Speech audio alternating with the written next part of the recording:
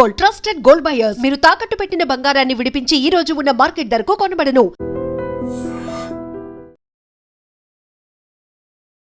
నమస్తే, welcome to I dream talking point with కవిత.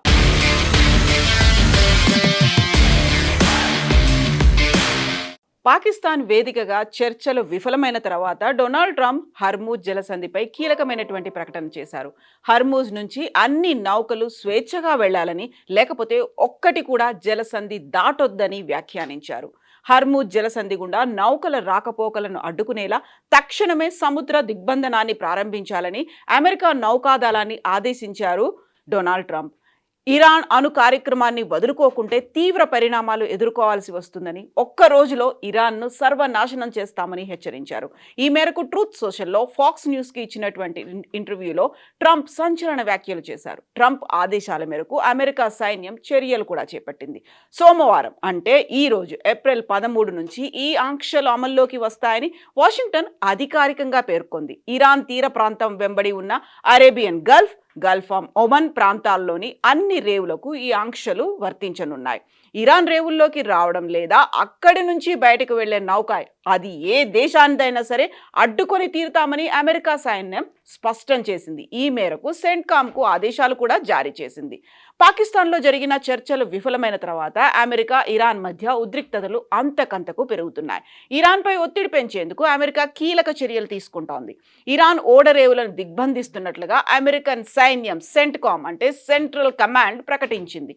ఈ మేరకు ఇరాన్ నౌకలను అడ్డుకోవడం కోసం అమెరికా తన అత్యంత శక్తివంతమైన యుద్ధ నౌకలను పర్షియన్ గల్ఫ్ ప్రాంతంలో ఇప్పటికే సిద్ధం చేసింది. ఇరాన్ ఓడరేవుల నుంచి రాకపోకలు సాగించే అన్ని రకాల నౌకలను అడ్డుకుంటామని వెల్లడించింది.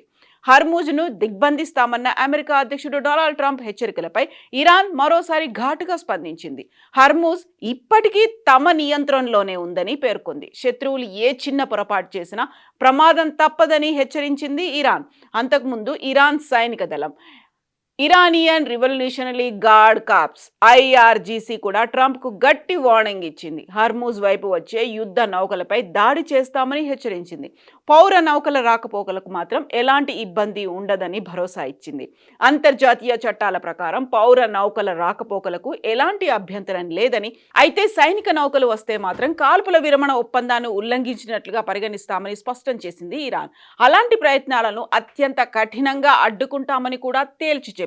ఇక Iran ప్రతినిధులైన Mohammed bugger, గలీబాఫ్, Abbas Araghchi, Ali భగేరీలతో కూడినటువంటి ప్రతినిధుల ఎంతో గౌరవంతో స్నేహపూర్వకంగా శాంతి చర్చల్లో వ్యవహరించారు అనేటువంటి వార్తలు వస్తున్నాయి. కానీ ముఖ్యమైనటువంటి అంశంపై ఇరాన్ ప్రతినిధులు ఏమాత్రం వెనక్కి తగ్గలేదు. నేను ముందు నుంచి చెబుతున్నట్టుగానే ఇరాన్ను ఎప్పటికీ అణ్వాయుధాన్ని పొందనివ్వను అని ట్రంప్ ఆ మేరకు వైస్ ప్రెసిడెంట్ వాన్స్తో చెప్పించినట్టుగా సమాచారం. మొత్తం నాగరికతను అంతం చేస్తానని తాను హెచ్చరించడంతోనే ఇరాన్ చర్చల కోసం దిగొచ్చిందంటూ ట్రంప్ మీడియాకి ఇచ్చినటువంటి ఇంటర్వ్యూల్లో చెప్పారు. ఇప్పుడు చర్చల నుంచి వెళ్లిపోయినా తిరిగి వస్తుందని, అమెరికన్ డిమాండ్లకు అంగీకరిస్తుందని భావిస్తున్నట్లుగా ట్రంప్ ఆశాభావం వ్యక్తం చేశారు. ఇస్లామాబాద్ చర్చల్లో చాలా అంశాల్లో పురోగతి కనిపించిందని ట్రంప్ అంటున్నారు. కానీ అణు కార్యక్రమం విషయంలో మాత్రం చిక్కుముడి పడిందని అంటున్నారు.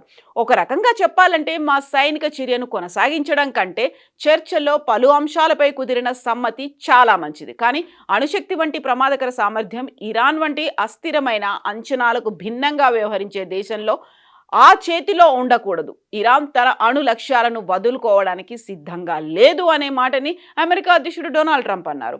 ఇక జలసంధిలో సీ మైన్స్ ఉన్నాయని భయపెట్టి టోల్ ఫీజులు వసూలు చేసేందుకు ఇరాన్ ప్రయత్నిస్తోందని, ఇది ప్రపంచ స్థాయి దోపిడీ అని వ్యాఖ్యానించినటువంటి ట్రంప్ ప్రపంచ నేతలు, ముఖ్యంగా అమెరికా ఇలాంటి బెదిరింపులకు లొంగబోదని స్పష్టం చేశారు. అక్రమ దోపిడీ ద్వారా ఇరాన్ లాభపడేందుకు తాము అనుమతించబోము అన్నారు. త్వరలోనే జలసంధి దిగ్బంధం మొదలవుతుందని, యూకే సహా మరికొన్ని దేశాలు కూడా ఇందులో భాగమవుతాయని ట్రంప్ అన్నారు. ఇరాన్కు టోల్ ఫీజు కట్టిన ప్రతి నౌకను ఆపి తనిఖీ చేయాలని తమ నౌకాదళాన్ని ఆదేశించాలని ట్రంప్ చెప్పారు. అక్రమ టోల్ ఛార్జీలు చెల్లించిన ఏ నౌక అయినా కూడా అంతర్జాతీయ జలాల్లో సురక్షిత ప్రయాణం చేయలేదని హెచ్చరించారు. జలసంధిలో ఇరాన్ పెట్టిన సీ మైన్స్ తొలగించే ప్రక్రియను వెంటనే ప్రారంభిస్తామని ట్రంప్ అంటున్నారు. ఈ క్రమంలో అమెరికా నౌకలపైన కానీ శాంతియుత వాణిజ్య నౌకలపై కానీ ఇరాన్ కాల్పులు జరిపితే పేల్చేస్తామని హెచ్చరించారు. ఇప్పటికే తీవ్రంగా దెబ్బతిన్న ఇరాన్కు ఈ పరిస్థితిని ఎలా ముగించాలో బాగా తెలుసని అంటున్నారు. ఇరాన్ నేవీ, ఎయిర్ ఫోర్స్, రక్షణ వ్యవస్థలు పూర్తిగా నాశనమయ్యాయని, ఖమేని సహా చాలా మంది నేతలు మృతి చెందారని, ఇదంతా వారి అణు కార్యక్రమంపై మొండి పట్టుదలతోనే జరిగిందని ట్రంప్ అంటున్నారు.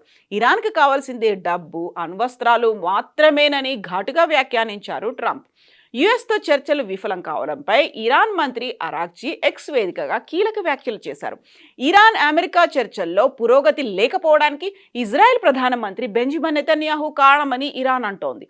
చర్చల మధ్యలో ఇజ్రాయెల్ ప్రధాని నెతన్యాహు అమెరికా ఉపాధ్యక్షుడు జేడీ వాన్స్కు ఫోన్ చేశారని, ఆ తర్వాతనే చర్చల ప్రక్రియ పట్టాలు తప్పిందని ఇరాన్ విదేశాంగ శాఖ మంత్రి సయ్యద్ అరాక్జీ ఆరోపిస్తున్నారు. కీలక పురోగతి దిశగా వెళ్తున్న చర్చల ప్రక్రియ పట్టాలు తప్పిందని ఆయన ఎక్స్లో ట్వీట్ చేశారు. 21 గంటల పాటు సుదీర్ఘంగా జరిగినటువంటి చర్చల్లో ఎలాంటి ఒప్పందం కుదరకపోవడంతో జేడీ వాన్స్ ఇస్లామాబాద్ నుంచి వెళ్లిపోయారు. ఈ క్రమంలోనే ఇరాన్ విదేశాంగ మంత్రి చేసినటువంటి ఆరోపణలు ప్రాధాన్యత సంతరించుకున్నాయి. 47 ఏళ్ల తర్వాత జరిగిన అత్యున్నత స్థాయి చర్చలకు తాము సదుద్దేశంతో వెళ్లామని, ఒప్పందం అంగుళం దూరంలో ఉండగా యుఎస్ తన లక్ష్యాలను, ఉద్దేశాలను మార్చుకుందని ఆరోపిస్తోంది ఇరాన్. మునుపటి అనుభవాల నుంచి ఎలాంటి గుణపాఠాలు అమెరికా నేర్చుకోలేదని అంటోంది ఇరాన్. ఇస్లామాబాద్లో పాక్ ఫీల్డ్ మార్షల్ ఆసిమ్ మునీర్, ప్రధాని షహబాజ్ నేతృత్వంలో ఇరాన్తో జరిగిన చర్చల సారాంశాన్ని అమెరికా ఉపాధ్యక్షుడు జేడీ వాన్స్, ప్రత్యేక రాయబారి స్టీవ్ విట్కాఫ్, జర్డ్ కుష్నర్లు తనకు వివరించారని ట్రంప్ అన్నారు. ఆసిఫ్ మునీర్, షహబాజ్ అసాధారణ వ్యక్తులని ప్రశంసించారు. భారత్తో ఘోర యుద్ధాన్ని నివారించి 3 కోట్ల నుంచి 5 కోట్ల మంది ప్రాణాలను కాపాడారని, వారు తనకు ధన్యవాదాలు తరచుగా చెప్తుంటారని అంటున్నారు ట్రంప్. అలాంటి మానవతా దృక్పథం చూపానని వినడం తనకు సంతోషం కలిగిస్తుంది అనేటువంటి మాటను కూడా ట్రంప్ ఇంటర్వ్యూలో వివరించారు. బట్ అక్కడ హర్మూజ్ జలసంధి నుంచి బయలుదేరేటువంటి ప్రతి నౌకని టార్గెట్ చేస్తామని ట్రంప్ చెప్పడం, ఆదేశాలు ఇస్తే దాన్ని సెంట్రల్ కమాండ్ సెంట్-కామ్ మాత్రం ఖండిస్తోంది. కేవలం ఇరాన్ జెండాతో వెళ్తున్నటువంటి నౌకల మీద మాత్రమే అటాక్ చేస్తామనేటువంటి వాదన కూడా చెప్తోంది. బట్ నిజంగా ఏం జరగబోతోంది? ఇరాన్ అటాక్ చేస్తుందా, లేకుంటే సీ మైన్స్ ఉన్నప్పటికీ మొత్తంగా ట్రంప్ అమెరికానే దాన్ని ఆక్రమించుకోబోతోందా? ఇజ్రాయెల్ ఏం చేయబోతోంది? బోల్డ్ అని క్వశ్చన్ మార్క్స్ అయితే స్టిల్ అలాగే ఉన్నాయి. సో ఇప్పుడు 7th వీక్లో కూడా ఎంటర్ అయిపోయింది ఈ వార్. మీరేమనుకుంటున్నారో కామెంట్స్ రూపంలో తెలియజేయండి.